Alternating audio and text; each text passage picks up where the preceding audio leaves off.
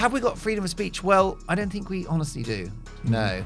And I also don't think we have freedom of thought either. And what I would say by that is that the number of people that maybe admire Nigel Farage and don't say they do probably runs to the millions. The millions. So when they talk about Nigel Farage and Reform UK ahead in the polls, that is literally a drop in the ocean to the number of people that are going to vote Reform in the next election. That's where they've gone horribly wrong. The culture of policing is a disaster. I think that they're institutionally woke. Oh, I really do. And I think that it probably comes from, just the culture when police are trained. They need to forget about Facebook posts and X. I don't care. Well, I don't understand how they keep coming up with these crazy ideologies and they are blindly following them. And it's quite scary. Yeah. Why were you fired from GB News? How did they fire you?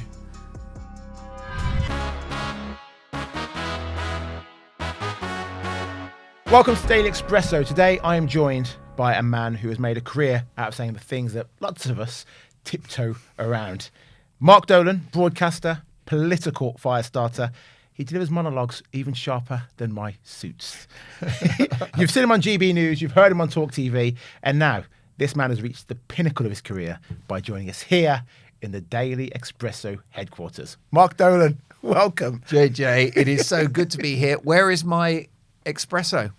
You know what? Yeah, budget. I was told the fee was basically a latte with an extra shot. Blame Brexit and blame Liz Truss's budget. Yeah, it's put the prices through the roof, man. No, definitely. Nothing to do with Rachel from Accounts, of course. Of course not. But speaking of Rachel from Accounts, how would you describe the national mood of the country right now? People are so angry. There is no faith in our political establishment. Mm-hmm. We had 14 years of Tory misrule in which Boris Johnson opened the borders, which no one voted for, and failed to tackle illegal immigration, which is surely one of the most basic roles of the state, which is to police the border. An enthusiastic, overzealous embracing of net zero. No one's against solar panels and wind farms, but it's got to be a mix. Mm-hmm. They went for this mad ideology, the Conservatives, printing money. In my view, a COVID overreaction, horrible, nasty virus. Mm-hmm. We lost too many people. I get it, but predominantly mild for most, and yet we've destroyed the country with it. And then what happened is that Labour came in and made things worse, basically. They've achieved a miracle, which is to inherit a dreadful Tory legacy and to worsen everything. And so, and I think the public have seen that. They're not stupid. And now they've been told by this kind of double-speak administration, who are straight out of George Orwell's 1984, where the opposite of what they say is the truth, that we're growing the economy, the most pro-growth chancellor in history, who has shrunk the economy, right? I don't know how you shrink something by growing it. I tried to sell that to Mrs. Dolan recently. I'll spare you the gory details. Family show. It ain't going to happen, right? So I think people are angry. People also, I think, JJ, that people are just punch drunk from years of bad governance, from one rubbish administration to another, and they're ground down. I think inflation is a big one, the cost of living. So many of those policies in the most recent budget were inflationary, increasing the minimum wage. It's lovely on paper, but it's inflationary and it's going to price young people out of the jobs market. Well, that's not great, is it? Mm-hmm. So, anger, disillusionment. And what I'm worried about, JJ, is that, if it goes on like this, and if we have administration after administration, and it doesn't matter who is elected, they do not fulfill the will of the people, at a certain point, the public just think, well, voting doesn't work. Mm-hmm. And that's a very dark place to be. And at the heart of it, I think this is the most dishonest administration in living memory. Really? Yeah, I really do. And I think Sir Keir Starmer has a sort of Tourette's-like instinct to lie. I think it's his default. It's probably because he's a trained lawyer. Mm-hmm. And lawyers are there to propound an argument whether they believe it or not. What is the legal profession? It's just kind of a professionalized, it's a monetized balloon debate, isn't it? And it's like, today, JJ Anisiobi, you think that Fred West was not guilty, right? And you're gonna sell that. Yeah. That's it. And I think that he's kept that sort of lawyer mentality of taking a position, and I think people are angry, they're upset. they're ground down, they're broke, and there's very little hope for the near future, given the size of the majority that this government have and the length of the term that remains, which is at least 3 years. Do you think Britain has lost what it is, what it stands for, like our collective identity? When I think about Australians, I think pretty laid back people. They say how it is. I used to think Britain was stiff upper lip. We'll keep on going. We'll be polite and we'll welcome people. I don't feel like Britain has a proper identity anymore. I think you're so right, and it's more than that. It's a crime to have an identity. It is far right to wave the flag and talk about Britishness and to celebrate it. You know, whether it's in schools or universities, there's such a culture now of demonizing this country, its values and its past. And yes, we've of course got a dark history like every country. Slavery is the most egregious crime in all history, and that must be reflected upon. But you know, this country gave the world representative democracy, gave the world free markets, the idea of free speech, the rule of law. We, of course, were the first major power to end slavery. In relative terms, Britain is one of the greatest countries in the world and always has been. It's made a far more positive than negative contribution. But what we've done in recent years, maybe through the academic establishment, is to look down on our past and to feel sorry for being ourselves. That's a crazy thing to do. The Americans don't do that. And it's no mistake that America is the most commercially, financially, economically successful country in world history, right? Even compared to the British Empire, America's economic footprint is bigger, which is pretty impressive. And they're not apologetic about the flag and their identity and being an American. So, I think definitely we've lost our mojo. And then you've got policies that have been at odds with national identity as well.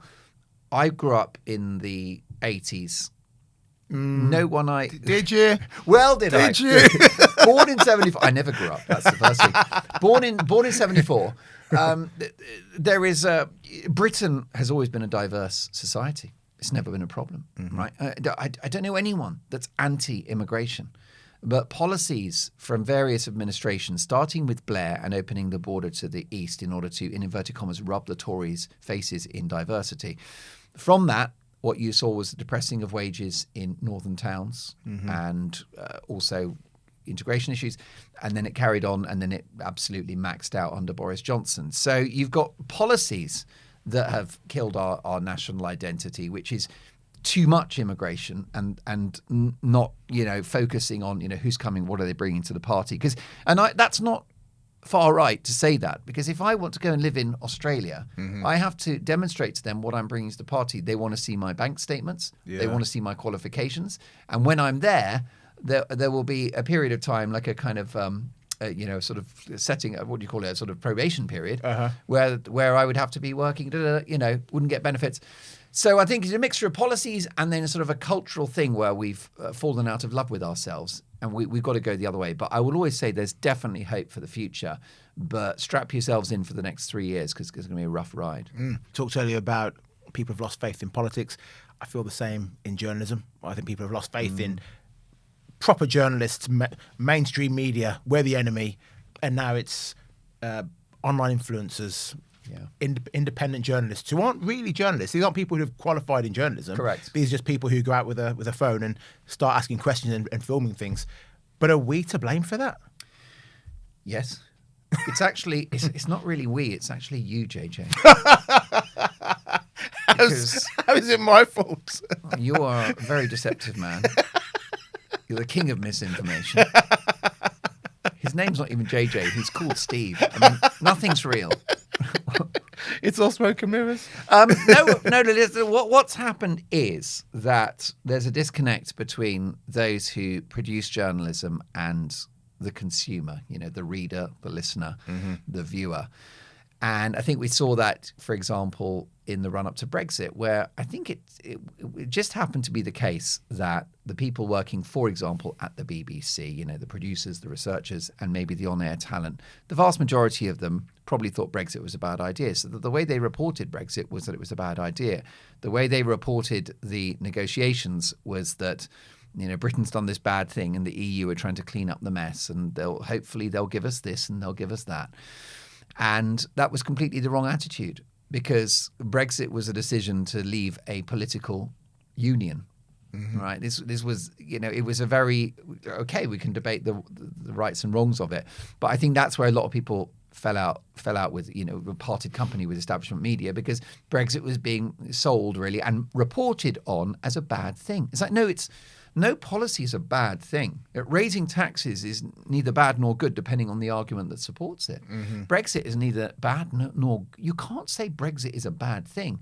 You have to say that I think there are strategic advantages to it, or there are no strategic advantages to it. But anyway, so I think that's what happened. I mean, you've seen those statistics in universities, like in America especially, but how many professors at American universities are Republicans? And it's like 3%. Yeah. Right. And it's amazing that the universities don't panic about that. They just think, yeah, exactly, because it's right to be left wing. It's like, no, it's so bad for you guys that there are 3% of professors are open Republicans, because it's a university. And if you look at the electoral map, every university should be 50% Democrat supporting 50% Republican. It's a problem for you that it's 3%. You might like it, but it's a problem. And I think the media has got like that. Establishment media has got that, where there's basically the vast majority of journalists and reporters and all the rest of it have a left-leaning bent, like a progressive bent, and they don't represent the whole country. So that's the problem, and that's why and people aren't stupid when they read the newspaper, or no, especially I think newspapers is not a problem actually. By the way, no, I think for example the Express and the Guardian and the Telegraph and the Mirror, they're all off the hook, and I'll tell you for why. Because the public they have an unspoken understanding that the Mirror is left-leaning, the Mail's right-leaning, the Express is patriotic, more to the right, centre-right, kind of warm to Farage.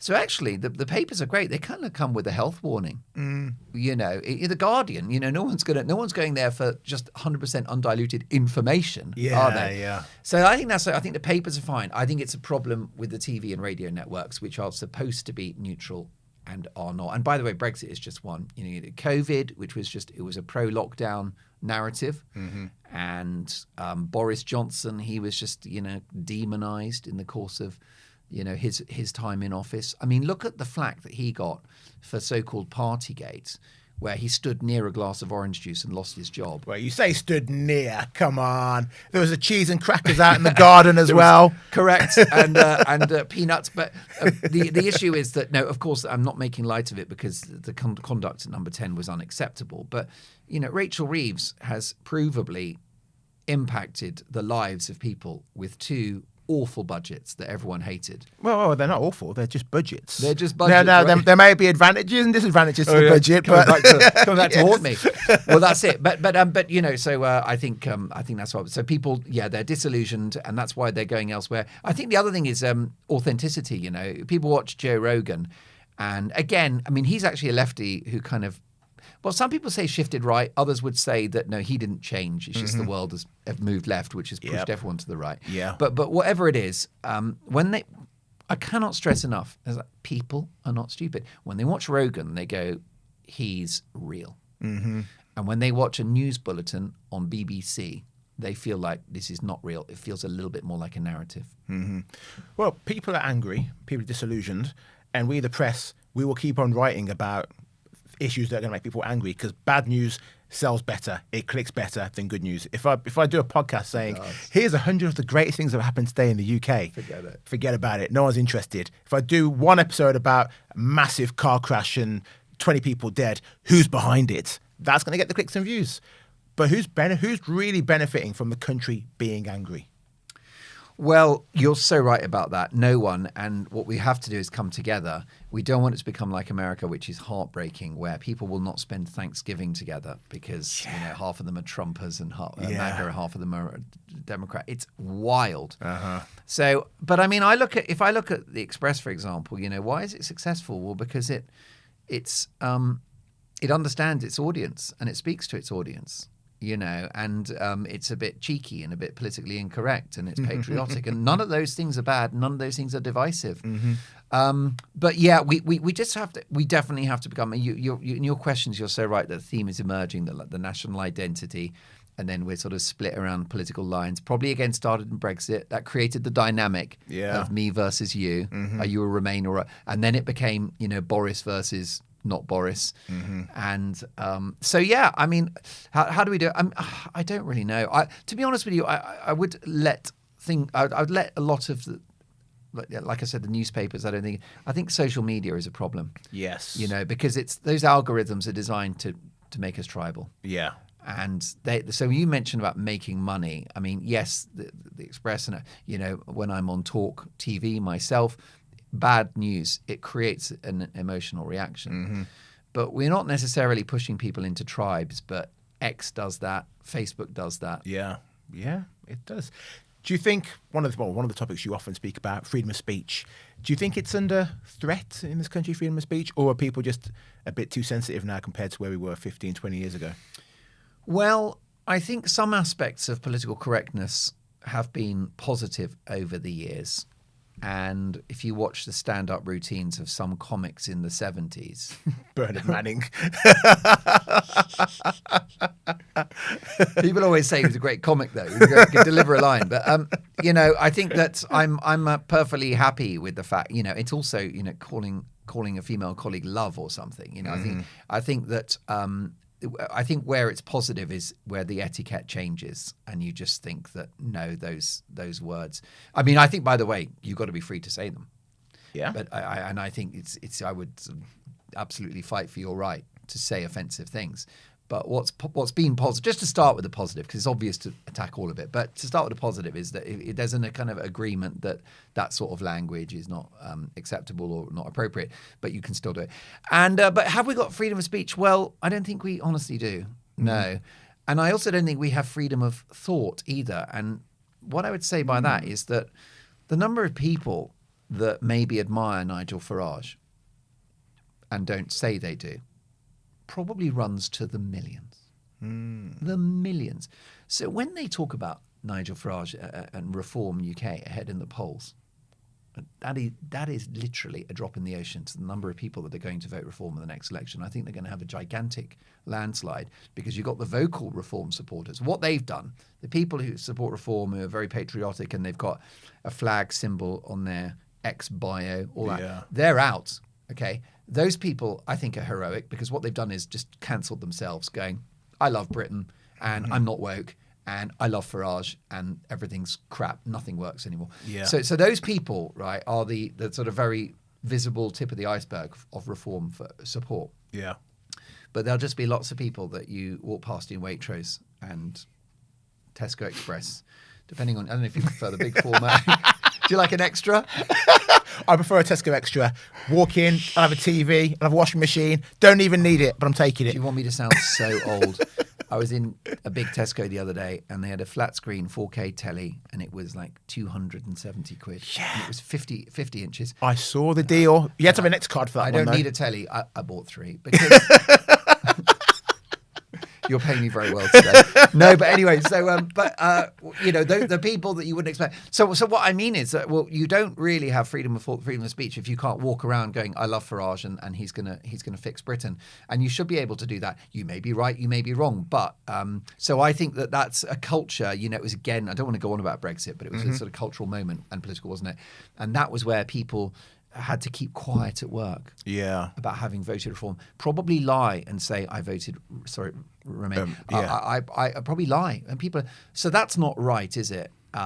If you are of a conservative or right-leaning nature, or if you just think the woke stuff is crazy, then you have to think twice, and that is a problem. And then the freedom of speech thing, well, in practical terms, these non-crime hate incidents, that is an overt and provable assault on free speech. And then there's you've got the official mechanisms of the judicial system and policing where you'll get arrested, like Graham Linehan for stating biological fact, that kind of stuff. Yes, in a sort of rather brusque and hurtful way. Fine. Well, there's no law that says you can't hurt people's feelings. So I think it is. I mean, I don't think it's the kind of how the Americans characterize it, that it's literally just zero free speech. But I think that you don't have true free speech if people think before they speak or think before they tweet. Let's hit the government now. We spoke about the budget, but what about two-tier Kia and this? People now saying, oh, there's a two-tier system for policing. I mean, I would argue that black people have been saying for the last 30, 40 years, yes, there's a two-tier system for policing. We're getting stopped more than everyone else is. Now, suddenly, white guys are saying, oh, hang on a minute, there's two tiers going on here. Well, exactly right. It's never right, is it? No. And it's not right with taking a young Brit of colour and having them 6 or 7 or 8 times a week pulled over by the cops because of the colour of their skin. And similarly, it's not right that following October the 7th, 2023, the folk can walk down the street with a sign, holding a sign which says "Globalise the Intifada," and what Intifada means is it means bombs in shopping centres and on public transport. It's basically kind of urban terrorism. Yeah. And apparently you're a good person if you've got one of those Globalise the Intifada what's-its. Yeah. But then you have other demonstrations that have a different cause, and you get your collar felt. You could even mention, JJ, the gender critical feminists, who on one occasion a couple of years ago were removed from a feminist march because it was a pro-women march because of conflict with people that were advocating trans rights.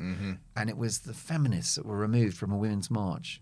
Yeah, bonkers. And it's bonkers, isn't it? So yeah, the big challenge for policing, 2 wrongs don't make a right. And it is to sort of equalise the whole thing. And that will involve the police as a culture not taking sides, not wearing the rainbow flag and special makeup on their face. And it's not their job. Right? That might be for some of your viewers to the Daily Expresso, that may be making the world a better place, the rainbows and the flags, okay? But it's not the job of the police to make that call. They should be in a black uniform with a truncheon and a helmet, and we don't know what their politics are. Yeah. And that's why BLM, okay, you could argue that was a moment of reckoning for racial injustice in Western society. There's no way that the cops should be taking the knee because there's a counter-argument to the BLM movement. Yeah. So that's where they've gone horribly wrong. The culture of policing is a disaster. I think that they're institutionally woke. Oh. I really do. And I think that it probably comes from, just the culture when police are trained. They need to forget about Facebook posts and X. I don't care. I really, really, unless you've said at 3:00 next Tuesday, we're meeting at Canada Square in the Docklands and we'll be outside Spa. Is there still a Spa? I think in some rural towns, you still get a Spa. There you go, right? And I don't know why I'm obsessed with supermarkets today. And we're going to meet outside Spa and then we're going to start killing this particular group of people, right? Okay, now that I'll get you that. But anything else, hurty words, forget it, And they spend so much time on that rubbish. Yeah. So I think that you just let them get back to, catching burglars and things like that. Good luck. Do you think, I am like you, a child of the 80s. I remember in those days, if someone tried to rob something from my corner shop, anyone who was walking past would intervene and give that person a kick in, and they wouldn't try and rob again. But I feel in today's society, if I tried to punch someone who's stealing a phone, even if it's my own phone, seems to be a huge amount of risk now that it's going to be me that gets in trouble instead of the person who's actually committing the crime. Yes, it's so wrong, isn't it? There was a guy on a train a few months ago, and it was a packed train with women and kids on the train and everything's during the day, and this guy pulls down his trousers. Obviously, it's a major. It's an offence, isn't it? It's antisocial behaviour, and but he's pulled down his trousers, and everything's out there for all to see. And 3 lads, basically, this chap was, I think, quite strong. So it took 2 or 3 men to basically get hold of him and drag him off the train when it reached the next platform. And they're being investigated now.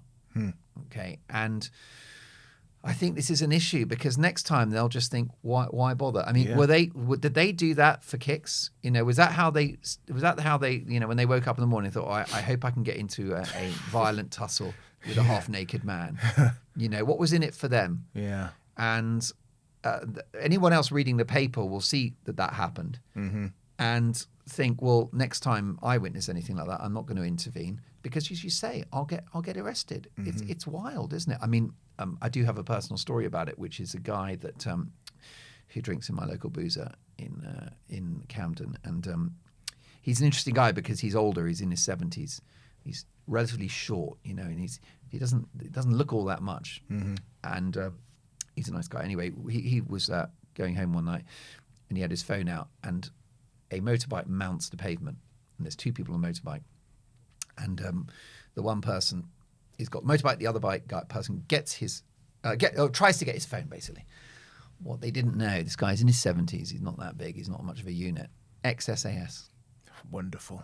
Okay. I like how this story is going to go. Yeah. And the thing about our military folk, you know, whether they're, you know, out the forces or not, they're streetwise and normally stronger than they look as well. Yeah. You know, sinewy. Yeah. And this guy, he's a powerful. Anyway, so he manages. Oh, that's the important factor is that the other person pulls a knife on him. In case it's like one gets the phone, the other pull this knife on it. Knives come out. So what this guy does, my mate, is he just firmly grabs this guy's wrist that's got the knife, twists the wrist, the knife falls out of his hand, at which point he holds him, the other one runs off, holds him until the cops arrive. Good. Okay, brilliant. So you would think at that point the police would say, well, there's this old man. It's obviously this motorbike splayed out on the pavement. Yeah. This hooded, obviously criminal, you know. Anyway, and the police basically questioned this guy, right? And it went to court. The whole thing went to court because of his self-defense. And in the process of when he grabbed this guy's wrist, he broke the guy's wrist, right? Because he's obviously a bit of a beast, right? But again, this guy didn't wake up in the morning going, I'd like to break someone's wrist. Yeah. He took this guy, reasonable force, anyway, it was thrown out, but it went all the way to court. And just think of the police time and the inquiries and the trauma for my mates. Yeah. Because he's lucky he's retired. But imagine if he was 40 and still in the job market and he gets done for that. So anyway, sorry for the long story. No, but, it's good. None of this is right. Yeah. None of this is right. And I don't think that you can just go around, you know, you look like a criminal, I'll break your legs. Of course not. But in a situation like that, I think you've got a cultural problem within policing. Yeah, 100%. But a cultural problem within our culture that, because as you say, your friend now, next time someone tries to rob him, he's just going to be like, okay, yep, I can't do anything, so I don't have to go to court and have to explain why I defended myself against someone pulling out a knife and trying to take my phone. It's ludicrous. And, you know, with the current backlog, that guy could be waiting 2.5 years for his day in court. So you got that hanging over you. Oh, caramba. It's pretty wild, isn't it? So I said on a previous episode that my Danish friends and family say to me that the left-leaners in this country remind them of the right-wingers, the far-right wingers in Denmark, because they're so hypnotized and brainwashed in they can't hear anyone else's point of view. They don't even try and understand it. It's a case of, this is what we believe. If you don't agree with everything we're saying, then you're in the wrong. Now, I feel that attitude, and as you said about Joe Rogan earlier, the left, and I'm in the same position as Joe Rogan on that, I was left. The left have moved so far left from what I've been raised as that now I look like I'm far right of centre. And I think this is the reason why people like Nigel Farage and Reform are appearing to be, quote unquote, normalised in the media and on social media and everything else, because they're saying things that a lot of us are thinking, well, yeah, actually, that does make sense. That seems like common sense. And whereas the far left are saying things like, I don't know if you sort of saw Zara Sultana saying she wants to just bring communism back essentially to the UK. Even your local coffee shop will be run by the workers. Like, what?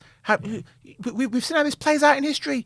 I don't understand how they keep coming up with these crazy ideologies and they are blindly following them. And it's quite scary. It's terrifying. It's the opposite of what we were saying earlier about breaking down policy areas and finding consensus. Yeah. It's the opposite of that. Yeah. This is my tribe and this is my religious like scripture. And you've got the Greens who are becoming more mainstream and biting at the ankles of Labour in certain areas of the country as the main party of the left, who want to abolish landlords. Right. So that's pretty wild, isn't it? It Yeah. would be essentially illegal to rent out your own property. I mean, that's definitely communism light, isn't it? Yeah. And we're going that way. So, yeah, it's. I mean, I've always been against ideology, which is, I think, probably why I would call myself a small c conservative. I say small c because I'm not a member of any political party, and I have not always voted conservative or you know, I've often voted Lib Dem. I voted for Well, then you're a Tony loser. Blair. Well, I am afraid. Yeah, I've got sandals to prove it. I eat oatmeal, rice milk. Soy. Ugh. Blah. Yuck, soy's the worst, isn't it? It gave me boobs, though, which was one unexpected positive. And then Graham Linehan started tweeting me. It was all it was a hot mess. It was a tricky year. But no, I mean, that's, you know, the ideology. So that's why I've always thought that, you know, because that was, I think, you know, Blair did. I think the big problem with Blair was, you know, the Iraq war, the sort of open borders to the east, which sowed the seed. If you don't like Brexit, you can blame Tony Blair for sowing those seeds, because the communities, you know, smaller communities outside of our metropolitan areas were impacted by this wave of migration, and they didn't like it. So, you know, I think what was overall smart with Blair was that it wasn't too ideological, actually. I mean, look how much more right-wing New Labour were compared to this Labour government. Yeah. Right. They kept taxes down. Top rate was 40%. It was essentially Thatcherism, continuity Thatcherism, really, under New Labour. Yeah. For in a lot of politics, certainly on the economy. You know, and that's you know, so but because he wasn't ideological, you know, and even Gordon Brown, who is definitely, you know, a left-wing politician, but even Gordon Brown, he looked at the wealth that was being generated from the city of London, which is not far from here, and he's like, oh, wait a minute, we're just getting billions from the square mile. Yeah. So he's like, I'm going to go and address these people at the Mansion House, and I'm going to love bomb them. Yeah. Because what they can do is pay for my socialist agenda. And this is why I struggle with the left, JJ, because, you know, they don't understand that what you want is a really healthy, growing economy, and then what you do is give all of that money to poor people. Yeah, and they don't. For some reason, they cannot. It's the same with immigration. You know, I've a couple of very left-leaning guests on my talk show, because we definitely try to make sure that program's not a echo chamber. Right, let's get the lefties on. And I said to them, "Can I please make the socialist argument for stopping the boats?" And they said, well, what is that? It's empathy, isn't it? With them? I'm like, well, because if people are coming across and illegally, the cost is now, the latest figure for accommodating these folks is 15 billion a year. That's 15 billion that you cannot invest in local communities who are struggling. Yeah. It's 15 billion. Creates competition for housing that people who are very poor in this country are struggling to get already. It is further competition for limited state resources, welfare, NHS, you know, infrastructure. And I tried to say that, you know, open borders and, you know, the boats, for example, is just really bad news for poor people. Yeah. Especially, right? The middle classes, they've got the wiggle room. They've got enough of a headroom financially that they can handle it. And if you're poor, you can't. And I really, really tear my hair out with the left that they do not understand, or they cannot compute that the situation in the Channel isn't really bad news for the poor and who they're supposed to represent. And I think the reason why, and you'll know this as well, is because actually a party like Labour Party is not representing the working class people anymore. It doesn't care about them. It's a metropolitan, North London, Islington mentality. They're all intellectuals. They're all middle class. Yeah. And that is not traditional left-wing political thought, you know? And that's what's happened. And that's why Labour are going to absolutely... Well, it's the Tories and Labour are both finished at the next election. Well, the country needs revolution, so that's how it's going to be. Why don't we scrap elections and put you and me in charge? Oh, that'd be a great idea. Wouldn't it? You know, my most controversial opinion is politically is that any sex offender should be chemically castrated. I say this often. It's a brilliant idea. And also a few that aren't offenders as well. You know? I think. There's a couple of lads I drink with and they get a bit There's a shirting. producer who works on this show. Yeah, watch out for him, mate. Does he need the snip? Check his hard drive. That's all I'll say. Yeah. But no, that's a good. I mean, the public would love that castration policy. Yeah. I think they would. So right about that. Strong on crime, tough on crime, like your favourite Tony Blair was. Yeah, and you could be like, when Donald Trump got in second time round and he filmed signing the executive orders. It's like, this one is there. Did you get that? When you become the president of the United Kingdom, so to get rid of all that parliament, you can do live castrations, streamed. Sponsored Yeah. by Tesco Extra. Come on. We'll make millions. Perfect. Right, let's talk about Mr. Dolan, the man. Oh. Yeah. GB News. How was it over there? When you first went there and it felt like a revolution. Yes. This new powerful channel coming through. A voice for the silent minority, the silent majority. How was it? How did it feel? Well, first of all, it's a bit like when we were saying about, tribal politics versus the detail of policy. Similarly, the brand is never the same as the people in it. Okay. And a lot of people, some people don't like GB News and some people love it. But for those that don't like it, they're like, oh, this is a conservative leaning right-wing channel and they're all horrible racists and everything. And it doesn't matter what you think of the output. To work there was a great thing because it's about 150, 200 journalists. They're all interesting, talented, bright people. They don't all think the same thing. Yeah. You'd be amazed how many rabid lefties are at GB News. And so the experience behind the scenes was very positive. Lots of talented people, lots of nice people. And in fact, it gave a lot of opportunity, has given a lot of opportunities to young journalists. Because they're on a limited budget, they had to take in graduates from communications college and like media studies courses and things like that. And they got them like straight out of, sometimes they do like a placement while still a student. Okay. And then the minute they graduate, straight over to GB News. Now, you can imagine a lot of these young graduates from sort of London media studies courses, they are not going to be big Farage supporters. But they come in and apply their talents. So the people were brilliant. And I also think I'm a great believer in media diversity. I mentioned our press. I love our press. I love the fact that you've got the Express, the Mirror, the Guardian, and the Mail. I think that's like it's an ecosystem, isn't it? Yeah. And I think that I'd like to see more of that in the media. And I think that, GB News as well as Talk are required by Ofcom to get their facts right and to have opposing views. And by the way, that's underestimated when I was at GB is how hard they do work on balance, because for them it's existential because they've had their collar felt a couple of times. So they're probably more freaked out about balance than almost any network. So so it's a good experience, and I really enjoyed the time there. There's not a syllable I said that I regret. I've just, maybe I'm one of those people that's already cancelled himself, I mentioned earlier, but I just decided that I'll say what I think.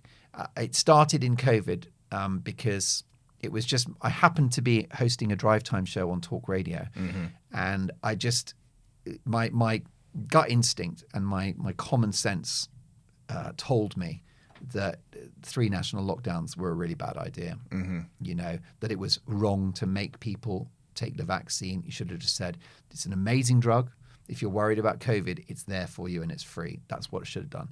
So, all of that struck me as wrong. And masks, great. Here's the mask. Buy one. I'm not making you wear one because also the science around them is highly debatable. So that was a template for me. It was COVID, when I'm like, what's being told to us it doesn't feel like it's all true. And it feels authoritarian. If a policy was so good, why would you have to force it? You don't have to have campaigns to get people to take antibiotics when they've got an infection, right? Almost everyone's got an infection. They're actually begging for it. They go to the doctor, they're furious that the doctor won't give them antibiotics, right? So, think twice about anything that's forced upon you, I think, and needs a campaign behind it. Anyway, so COVID so what I did at GB is I kept that template of going, well, do you know what? Since COVID then, if I think something and also I do my research, then I'll say it. And that's what I did for 3.5 years. Bizarrely, I then got fired just before Christmas of last year. Why were you fired from GB News? And I have no idea. I have no idea. The numbers were great. So my final show, I had the double Sky's audience. I was the head of BBC News for half of the entire show. And the last ever monologue that I'd done, which was we called it a take at 10, and it was about the BBC, and it was on 1/3 views on YouTube. So when that was on the Sunday night, they fired me on the Wednesday, and I just said, you know, that the very last thing I ever said on the channel is currently on 1/3 views on YouTube. So you're firing someone that can generate, and not in a freakish, you know, he got lucky moment, serially noisy show. Because you know, I like to make a bit of noise. I'm a disruptor. See, because I'm a funny hybrid with a background in comedy and entertainment, but I've got a politics degree as well, and that's what. So anyway, so they were, but I'm going to honestly say this, which is they made that decision, and there's a few things, JJ, which is no one is owed a living. True. They're not. True. No one's owed a living. True. And people are, you know, lots of supporters were like, oh my God, are they mad? And I'm going to miss your show and it shouldn't have happened. And it's just like, do you know something? I was an employee and they paid me and then they didn't want to pay me anymore. And I always say in the media that sometimes you get the gigs you don't deserve. Yeah. Right? Honestly. And then sometimes you don't get the gigs that you do deserve. Yeah. And I know over the years, you know, I've done some stuff with Channel 4 comedy shows, entertainment shows, where I felt like I was inexperienced, I was out of my depth, and they're like, we want you to host it. I'm like, me? Are you out of your tiny mind? So therefore, I think you've got to take the rough with the smooth. And then when that happened, I'm like, I totally understand your decision. And I wish you every success. I want the channel to prosper. Did you really want it to prosper? Yeah, definitely. Yeah. And I mean it. I really do. How did they fire you? It was funny because I went to a room on a floor of the building that I'd never been to before. Okay. So, the 9th floor? No one told me about the 9th floor. And it was like Goodfellas. I went in there and they were just mopping blood off the floor from the previous. And a lady I'd never met before took me in a lift. I mean, it felt like Mission Impossible or something, you know. But, you know, it's just like your readers at The Express and viewers to this show have been laid off in their lives or, you know, fired, whatever it is. You know, it's just like it happens. And I honestly wouldn't change a thing because what I did is I went basically, it was just before Christmas. So I went on holiday. My in-laws are Austrian. Okay. So I went to Austria and I drank my own body weight in Austrian beer. Did you know? Okay. It was, you could have made a documentary about it. But I mean, what I did is I just decided, you know what I'm going to do now? I'm not going to think about any of that stuff for 10 days. And I'm going to have a few beers and spend some time with the family and attempt to ski unsuccessfully. And then I came back in the new year and I'm like, okay, got that out of my hair. And what's next? And, you know, these days, there's no excuse for not publishing yourself because you've got platforms where you couldn't, in 1978, you couldn't publish yourself. Yeah. And now you can. And that's why this channel's done incredibly well. And it's on YouTube, you know, and it's a brilliant show. And that's why it's popular, is because it's engaging and really well made and everything. And so I thought, well, look, you know, this show can go on there. I can go on there. Anyone can go on there. So I did that. And so I've managed to build a YouTube channel, which is it's a fun channel. It's based around royal gossip. Okay. And it's called the Mark Dolan Show, and it's essentially the Harry and Meghan channel. Okay. Because they are like gold dust. Yes. Online. And it's good because it's got all the elements, right? It's got fame, wealth. You've got Hollywood actress Meghan Markle. You've got the son of the King of the United Kingdom, Prince Harry. You've got the other brother, William, who's furious with him. It's like EastEnders, isn't it? Times 100. Yeah. So that's I wouldn't, you know, if that hadn't happened with GB News, then I wouldn't have been forced to start that channel. Like I say, it's the thrust of it is entertainment, because I think the royal stuff, when I'm on TalkTV, I do royal stories. It's kind of light relief. I mean, not sort of Andrew and Epstein. That's not light relief. Andrew got light relief, but that's another story. He denies all the allegations, but very good, Mark. Very good. But anyway, I wouldn't be, and I wouldn't be sat here now just as a free man, you know, just essentially a freelancer, you know, YouTube stuff. And now I'm back at Talk, and Talk is fantastic. It's really odd because I've got this incredible DNA relationship with Talk because pretty much my second job in radio was as a phone op at the original Talk Radio when it was in Oxford Street. And the phone op is a person who answers the calls on the phone in and puts them on air. And I did that, and I wound up going back to Talk all these years later, you know, having been a junior producer there and then having had the stint during the pandemic over to GB and then back to Talk, and I'm having a whale of a time. It's a very what's unique about Talk is that it's got a really small management structure. So there's essentially 3 key people. Yeah. And they're in the same office as everyone else. So it's a wonderful sort of, there's no hierarchy. Which is better? Talk or GB News? The management is infinitely better at Talk. I'm not just saying that because GB fired me. Because you might think, join the dots. But I can say that GB is a great enterprise, but I think there's, you know, I think that what you've got at Talk is an umbilical relationship between the management and the on-air products and the producers. Everyone is just harmonious, and the management have been at Talk. The management have all been there for over a decade. Some cases way more than that. So, which is very rare in the media. I mean, imagine a newspaper, one editor for a long time. It's just like, it's better, isn't it? I think it is. If they're a good editor, it's better. So, so now I'm having a whale of a time, and I'm taking all the freedom that they give me, which is 100%. I can say what I like. Yeah, wonderful. You mentioned your wife is Austrian. Yes. Have you done a secret DNA test on her to just check the lineage? You never know who she's related to. She's got a fierce temper. She's a great orator. Yeah, she paints and she likes German Shepherd Alsatians. She was photographed in front of the Eiffel Tower just after the war, which I thought was inappropriate. Do you think you're going to get me in trouble? I am. You know what? So. I'm going to get cancelled. Not career-wise, just divorce. Do you think there's any danger with viewers? Because you're a personality. All the presenters at Talk and GB News are personalities. But I see ex-GB and ex-Talk presenters who have been fired or whatever for whatever reason, and they build their own brand, and the people on social media flock to them and they believe every single word they're saying. Some of these people aren't very nice in real life. I've worked with, we've both worked at both places. Some of them are not very nice. But do you think there's a danger with this, with the power they wield over the everyman? Well, the issue you've got is, as you say, in this media world, some people are, what you see is not what you get. And on camera, there's like a mask, there's a performance, a persona. And I think what you're saying, reading between the lines, is that in reality, they're not nice people. And they pretend to be nice on camera. So and then they'll go off and do their own thing online. And I think, I think that a number of people like that are playing a game. I think they're also playing a character. I don't think they believe half the stuff that they say. It's partly, it's like theatre almost. And it's kind of creating an echo chamber of telling people what they want to hear, all of that. So yes, that is. But what I wouldn't call it is a danger, because it's a free country.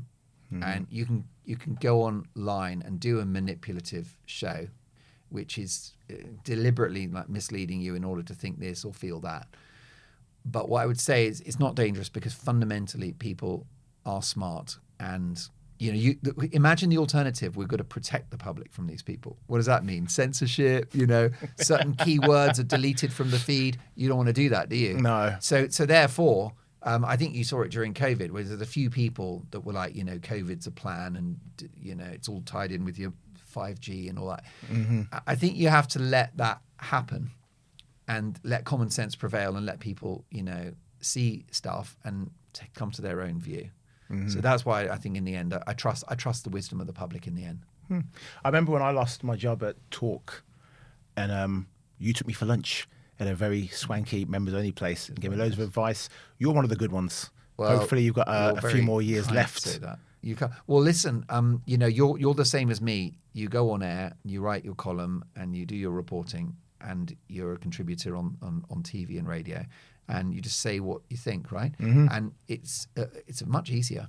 It's so easy. And then what tends to happen, quite amazingly, is people can then do a bit of archaeology of your past, and they won't find anything problematic. Because it's like, well, did you think it then? Did you think it now?